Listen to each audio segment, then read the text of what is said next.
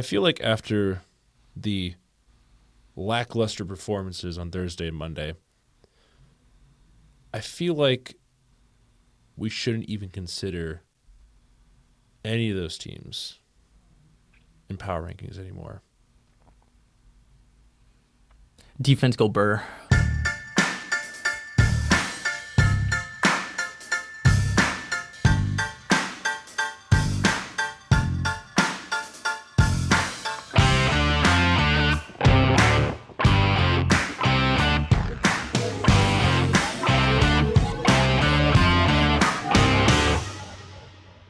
Welcome back to the James and Dame Show. I'm Josiah. And I'm Will. And today we're going over week 10 Week 10. power rankings. Week 10 power We're in rankings. double digits now. I don't know how I feel about that.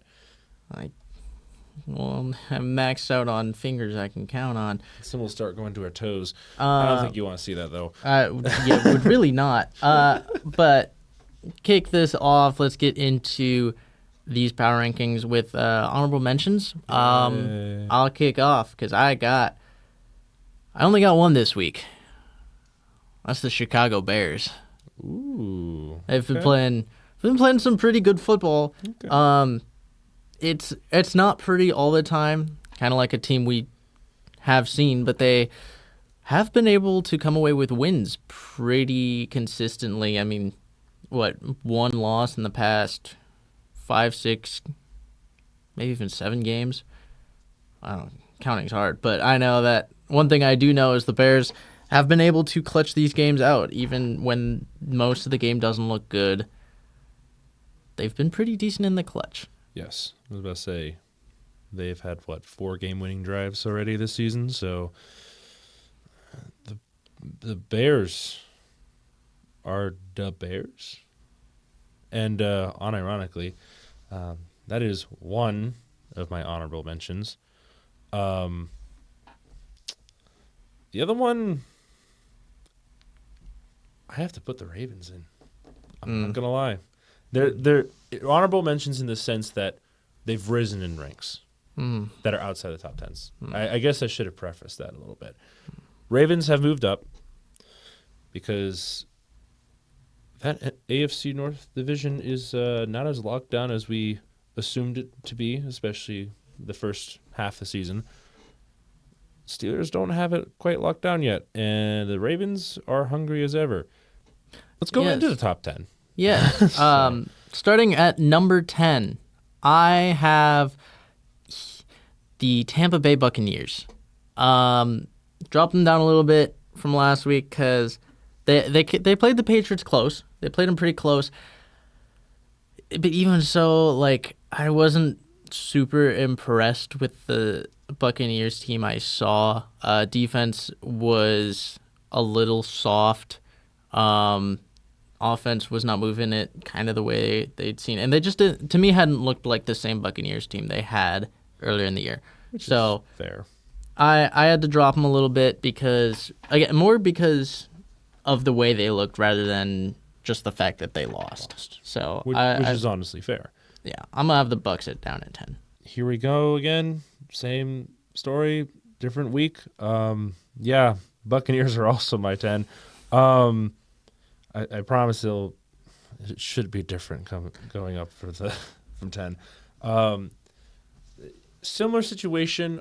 They've been rattled with injuries a little bit, so I gave them a little bit of slack, but at the same time, so have the Patriots as well. I mean, their running back room is a little battered as well.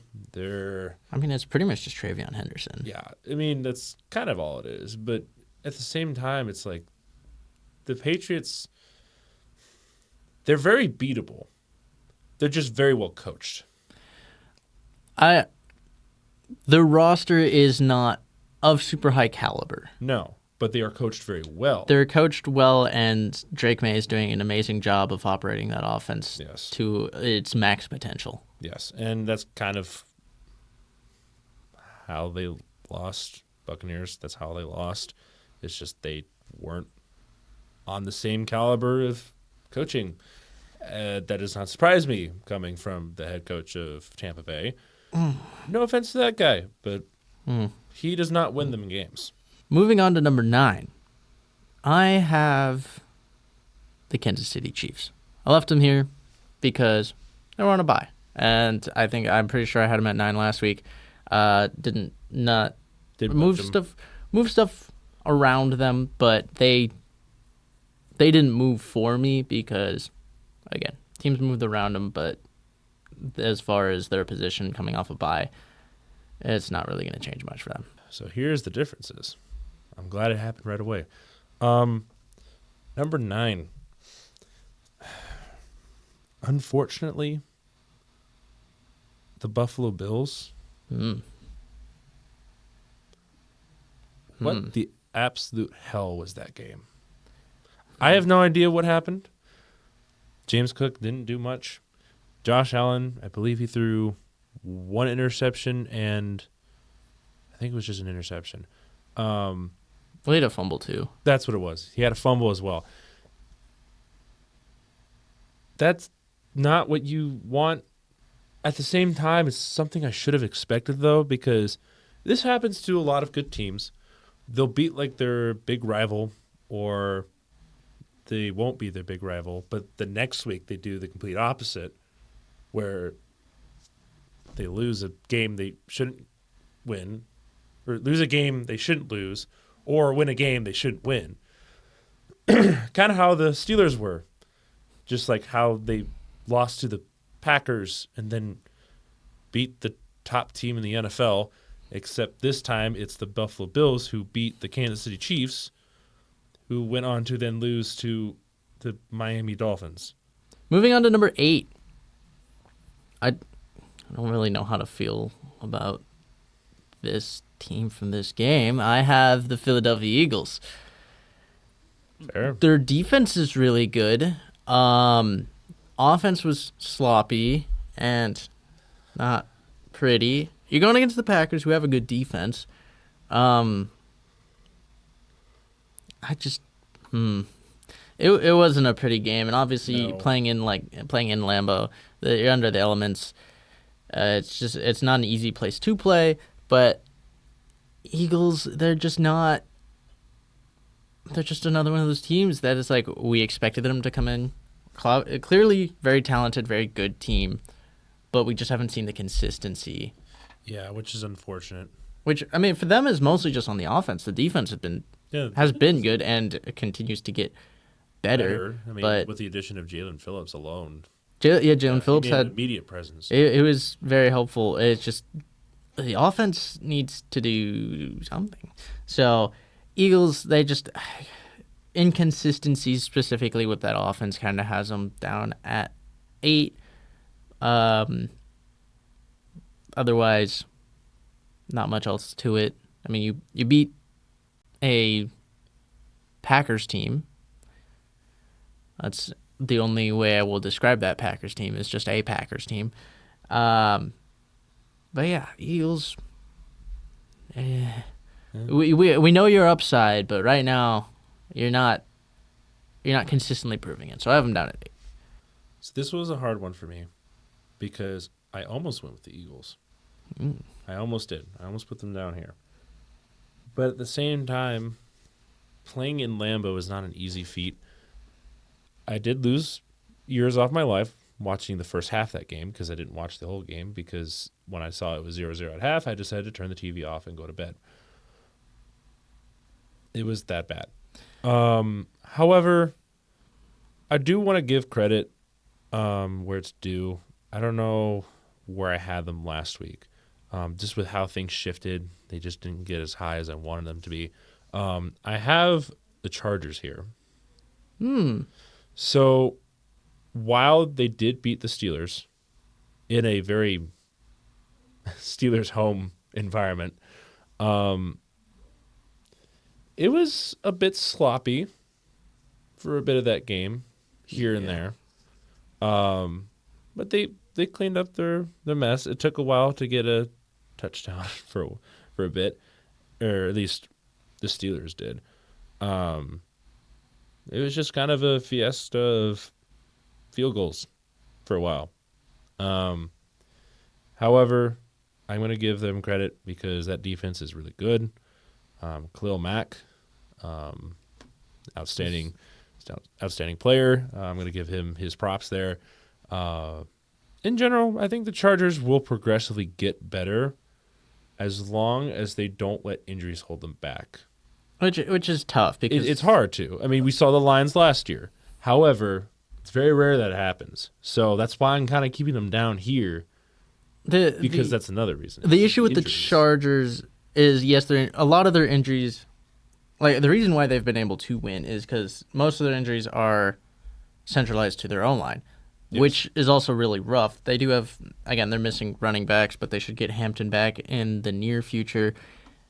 It's the O-line injuries, particularly because this is what is causing things to be so difficult for the Chargers. Mm-hmm. You're missing your top 2 tackles, and they're not coming back is the issue. No. So they are, like, capped by those injuries. Like, they're not going. There's a level where they're not going to get too much. They're not going to reach full potential because you're missing your top 2 tackles, which is, like, the epitome of Justin Herbert protection right there.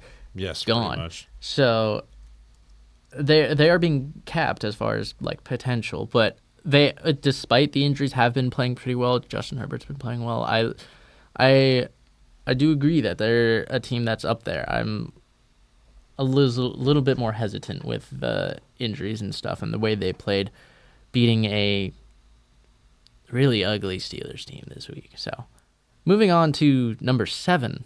7. I have the Buffalo Bills. And like you mentioned, really just ugly, really ugly game. It just doesn't even look like they came to play. No. And I had them really high. Obviously, you had them really high last week, Yeah. too. This kind of confirms a suspicion I had, which was that instead of the Bills just having a rough spot and being back to form, I think this is kind of what we're going to see most of the year is this Bills team that, like, we know the level that they can play at, but just sometimes they don't show up to play, and they're inconsistent in that. Now, does this mean that this team can't be Super Bowl bound? No, because, again, we know the level, we know where their potential is, we know how good they can be. All that really matters, you make the playoffs, and you get hot and play at your max potential through the playoffs. That's all that really matters. But as far as, like, a power rankings team goes, they're not really consistent enough to really be up in that top 5. We know that they can be number 1 team. They easily can But be. we just don't see that week to week. We see that every few weeks or every couple of weeks out of a month, and it's just not consistent. I mean, again, we know what they can be. It's just the consistency of play hasn't been there, and that's Show up. That's really what it is just not playing to your max potential, and that's what has them down at 7. So for my number 7, I have the Eagles. Mm. So this is where I put the Eagles. That team, as well as you've said about the Bills, can be really good. Yes. Their offense is the biggest concern to me, as everyone should be concerned about. I know they have a new coordinator. I know it's been kind of a down year for Barkley. I know it's just not been the same with A.J. Brown and Hurts connecting. Devontae Smith has been pretty much one of their only offensive weapons so far this year, along with Goddard. Goddard and Smith have been kind of carrying that offense to any sort of relevance to a degree. I know it's been kind of hard. They've been playing in rough environments. They've also just been having down weeks. I'm not going to bash them too much, though, because you did beat Green Bay in Green Bay, but the fashion you did win was annoying because it just makes Sirianni look dumb because those play calling decisions towards the end of the game were not ideal. I don't know why you decided to chuck it towards the end zone towards A.J. Brown with, like, how many seconds? Like 36 seconds or whatever it was. Why? Just be glad that McManus like botched that kick, or not just botched, like he completely missed the crossbar and went to his left. Just be glad that happened. I don't know. It was very frustrating to see that, and that's why they're not any higher. At the same time, they can be a really good team like the Bills. They just choose not to. You know the level that the defense can play at. You know the level, like you know the play that the weapons that they have, Easily, like yes. the potential they have. A lot of that OC is not looking very good right now. No. He's just glad he's got talent on the offense. Yeah, because when you go from what you had last year and what you have this year, you really didn't lose much. No, yeah. It's almost the same roster. You're just not using them correctly. Yeah, so it's I can see them being down there again. Defense really scary, but offense is just abysmal. Like the Bills in general, inconsistent. Moving on to number 6. For number 6, I have the New England Patriots, who have made a rise. Okay. This is where these next 3 get real confusing for me. But yeah, Patriots, they're one of those teams where it's like you mentioned, roster, especially on the offensive side, isn't quite where it needs to be yet. But Henderson showed up, as we've seen with Drake May. He's able to elevate his players. He's playing at a potentially MVP caliber level. And he's been playing well. Yeah, and Vrabel's been coaching him very well. Like his team is performing at the level they need to with the roster they have, and they're doing everything right. So this Patriots team is just it's at its max potential. I feel like this is where, and they'll continue to rise if they continue to play at this level. But like you've mentioned, they have had a softer schedule. We thought the Buccaneers would be a really good test, but again, I wasn't super impressed with the Buccaneers, what I saw out of them. And so maybe a better test lies ahead for them. But for now, you're still winning. You have tied for the longest win streak in the NFL right now. And keep it up, and they'll keep moving up. So this kind of ties into the next 2 rankings I have. So at number 6 will also be explained at number 5. So for number 6, I hate the damn NFL. I have the Broncos at 6. So I don't think I've been as frustrated as I have been at any team unless these past 2 weeks, because it wasn't just one team, it was 2 teams. Eagles and Broncos. What was that? Because those performances were lackluster, uninspiring, and downright garbage. Broncos, you were going up against bottom 5 Raiders. I mean, yeah, admittedly, division opponent. I get a division. But also bottom 5 Raiders. You're supposed to do better than this. Bo Nix looked mediocre at best. He was not great that game. The amount of turnovers there were in that game was stupid. I don't think I've been ever, well, I have been pissed off at certain teams, but it's been a minute. Broncos really pissed me off with their performance. Mm-hmm. They pissed me off more than the Eagles did. Hmm.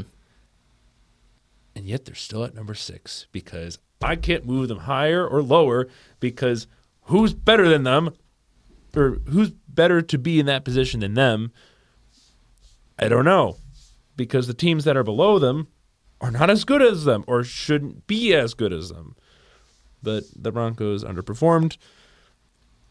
It better just be a division game.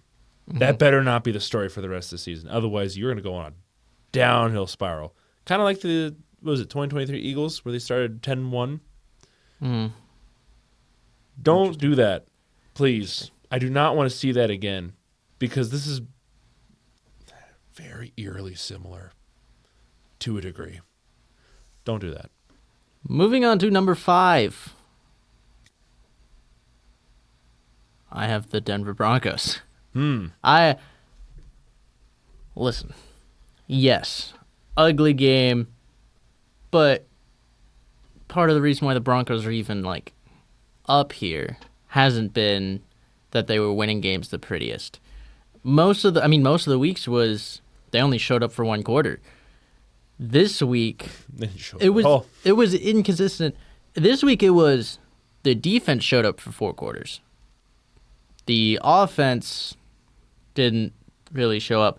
And there's a lot of story to that game, because a lot of it was a really bad night from Broncos special teams and a really good night for the Raiders special teams, because particularly their punter A.J. Cole, who had 2 beautiful punts, downing the Broncos at the 1 or inside the 1. Yeah.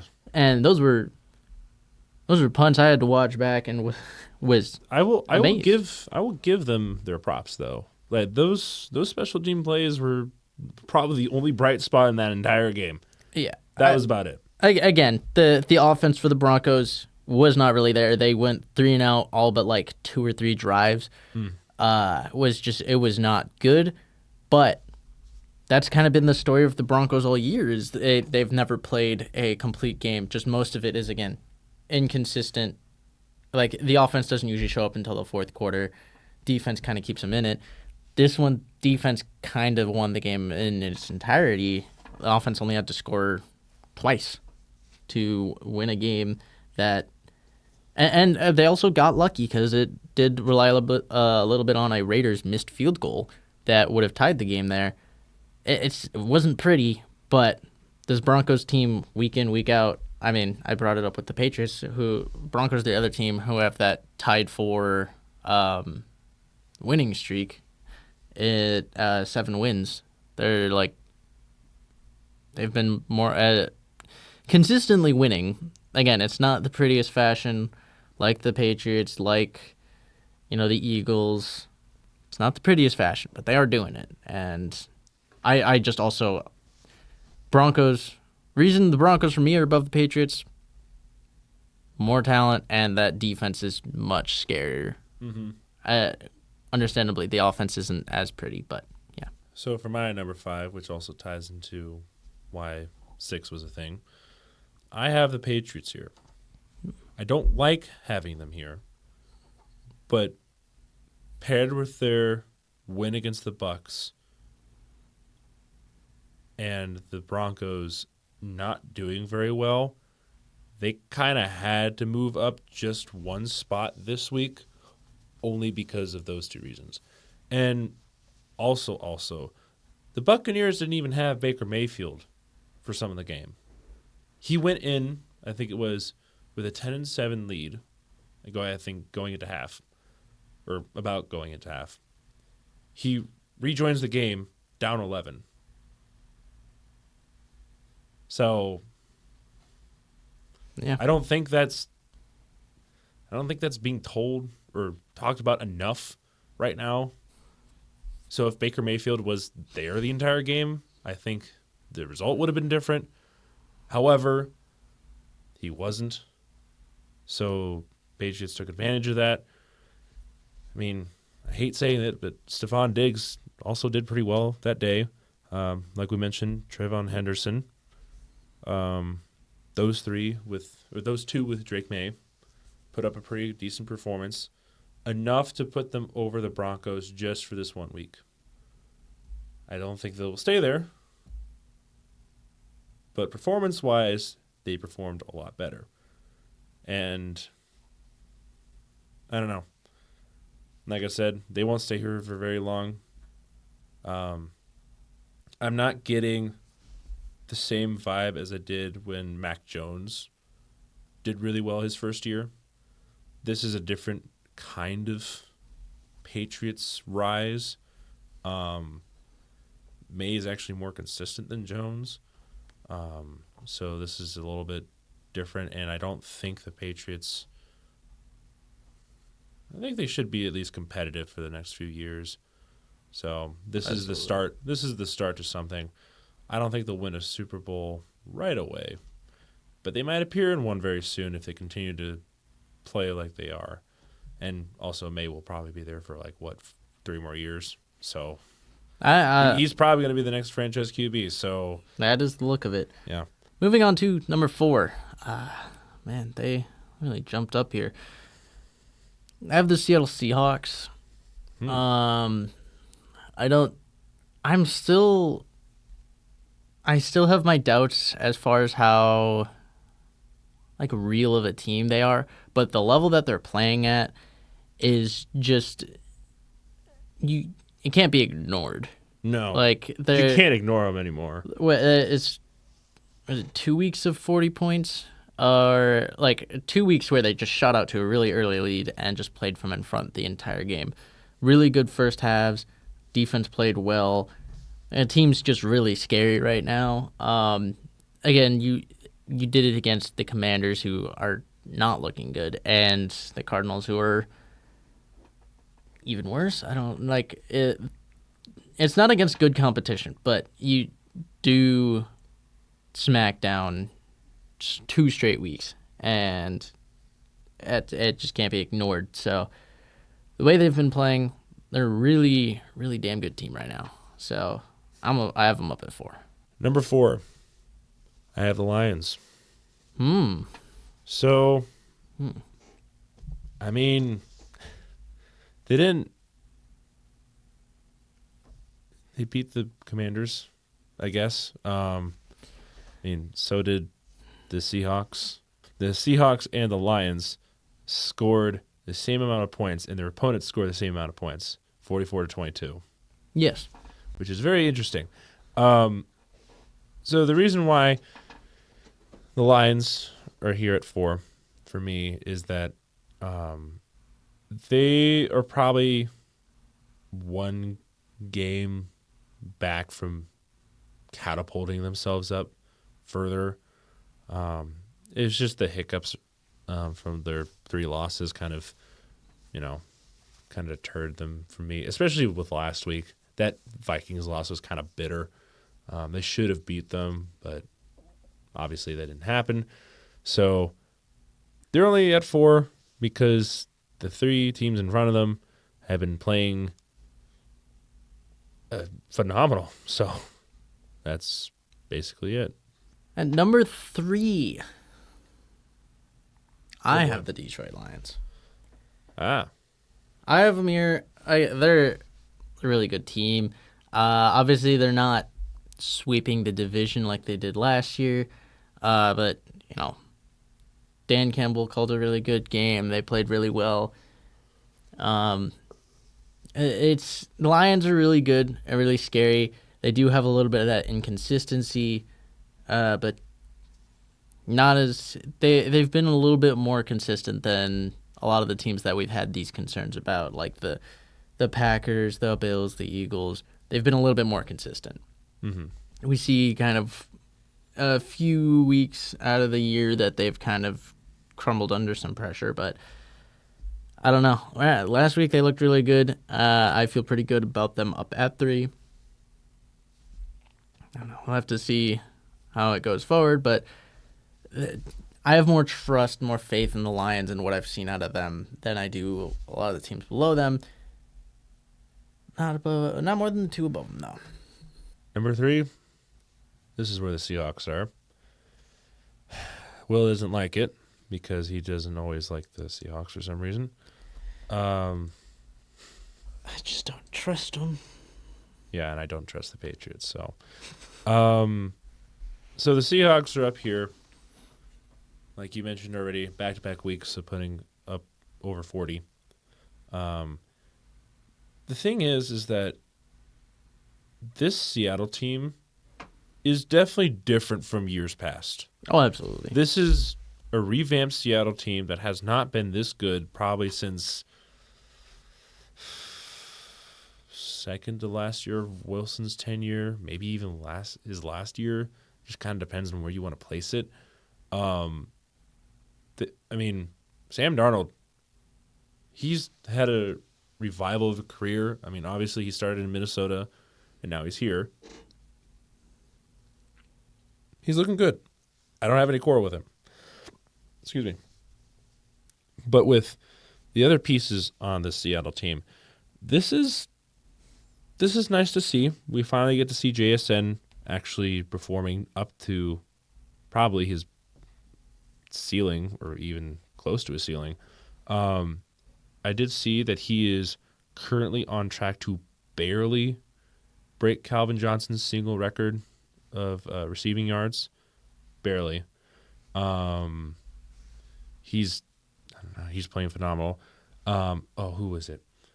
I think it was Lawrence, who had 2 fumble returns. 2 fumble returns Yeah, on it was on basically identical plays. Yeah, it was the same play, just copy paste. So their defense and offense have got new faces, and they've been revived. This is the exciting kind of offense and defense you want to see out of Seattle. We haven't seen it in a while, and it's good that we have. And I think, honestly, it just took Sam Darnold going to Seattle and moving on from DK Metcalf to finally unleash their potential, plus a couple other acquisitions. But this is new. It's exciting as well. I'm curious to see what they do. I will say, I think there's a lot more that goes beyond Sam Darnold, because one acquisition that I don't think has been talked about enough, but has been the difference between a mess Seahawks offense to what now is a very high-flying Seahawks offense, is their addition of Clint Kubiak, who right now is probably up there on some people's boards as a potential head coaching job next year. Moving on to number 2. Who do you have? I had a bit of a bounce back. I have the Colts. Played really well, especially Jonathan Taylor. I mean, I figured going against the Falcons, who have struggled more in the run game with a really good pass defense, I figured that there would be a lot to lean on Jonathan Taylor, but I did not expect this kind of play when you're going out to Berlin. I was, dare say, flabbergasted that he's done it for yet another week. He's just absolutely ridiculous. 244 yards on the ground. Crazy. But yeah, I mean, even beyond the Colt, even just beyond Jonathan Taylor, Daniel Jones, he, seems like he got past the, good old Danny Dimes stuff. He looked a lot better. There were still little concerns, but they had the addition of Sauce Gardner. He had a few mistakes there, but he'd been there for 4 days and had been pointing out that he didn't have 4 days to go to Indianapolis to figure this stuff out. He had 4 days to go to Berlin to figure it out. Is not easy to prepare for that. No, so I don't blame him. He's gonna need some time to adjust, but I think that team, again, Gardner figures some stuff out. You get Ward back in hopefully the near future. This team already looks really scary, and it seems like they could potentially get even better as the year goes on. So, as I have them right now, number 2, but who knows? First spot is calling their name. So for number 2, I have the Indianapolis Colts. You already mentioned basically everything I was going to say. Jonathan Taylor, he's a beast. Probably going to be one of the MVP frontrunners, in my opinion. He should be. As a non-QB, he should be the MVP favorite. Yeah. I just wish it wasn't a quarterback award. Yeah. Daniel Jones, like you said, had a bounce back. Obviously, not everybody was able to watch the game, but if you did, you got to see a pretty decent game for an international game. Oh yeah. I bet those German fans over there are probably pretty happy to see Jonathan Taylor play right in front of them too. Like I think that's probably the best game they've seen ever. Yeah, so far. that's these international games can be really really iffy and Yeah. don't always put out the best performances. But but once in a while they do, and this is one. this of them. this was a really was good one of one. It went to overtime as well, so it was a very down to the wire kind of situation. I think we both have the same team at number 1. Yeah. To get you to your reason. Yeah. At number 1, it's gonna be the LA Rams. I had them there last week, and I had no reason to move them down. I don't think there would be a reason. The only reason is maybe the Colts' performance gives them a little bit, but no, the dominant performance over the 49ers. I mean, we've seen division opponents dominate over other division opponents. Like sometimes it's really close, sometimes it's a blowout. That's just how it is sometimes. Was not expecting this in a home game for the 49ers, who have been competing for that division title, to just get kind of smacked around. They made it close. It was kind of a back and forth game, but for a little bit, and then it just, major swings where it was Rams 21-point lead, 49ers crawled back, and then Rams just ran away with it. Rams just seem like if they really want to, they won't be stopped. yes. And obviously we're seeing them get healthier. As Nakua's, he's playing again, as he was missing a few weeks earlier, but they look like they're in full swing, and just a really scary team right now who, Robert Saleh and the 49ers, if they can't slow 40 points on a Robert Saleh defense is just baffling. And yeah, this is just a Rams team that's really scary. And I mean, I won't say that I would pick them over any team any day of the week, but straight head-to-head, play any team 50 times, I probably would have Rams in a lot of those situations. Now for my explanation of why the Rams are number 1. Matthew Stafford. That's quite literally the only reason. I believe he is 25 to 2 touchdown interception ratio, or very close to it. He only has 2 interceptions this year. I think he's tied for fewest. He's having a very quietly good year. Yes, he's not getting talked about enough. No, I think that's an issue because it's just LA teams. I don't know what it is. It's an LA team.